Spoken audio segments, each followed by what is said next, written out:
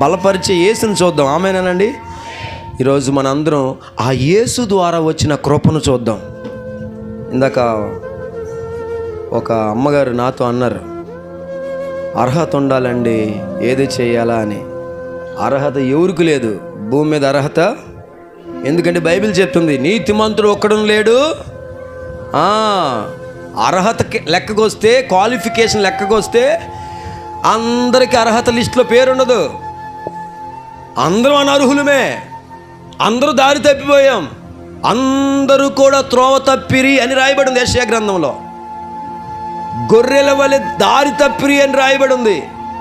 అయితే ఇలాంటి దారి తప్పిన బ్రతుకుల్లోనికి, ఇలాంటి దారి తప్పిపోయి నిరాశలో గురైపోయిన మన జీవితంలోనికి, అర్హతలే లేని మన జీవితంలోనికి అర్హుడైన దేవుడు యేసు వచ్చాడు కాబట్టి అర్హతలు వచ్చాయి. ఆమేనండి. అందుకనే సేవ చేస్తున్నా, భక్తి చేస్తున్నా, విశ్వాస జీవితాన్ని గడుపుతున్నా, ఇది మన అర్హత కాదు, ఇది కేవలం దేవుడిచ్చినటువంటి ధన్యత మాత్రమే. ఆమేనండి. ఎవరు ధన్యులు? ఆ కృప మీద ఆధారపడేవాడు ధన్యుడు. ఆమేనండి. కాబట్టి ఈ ఉదయకాలంలో దావీదు మూడు విషయాలు చెప్తున్నాడు. దేవుడు మంచితనం ఏంటంటే ఆయన కుదురుస్తాడు, నీ సంకటములన్నిటినీ కుదురుస్తాడు. ఆయన మంచితనం ఏంటంటే నువ్వు నమ్మి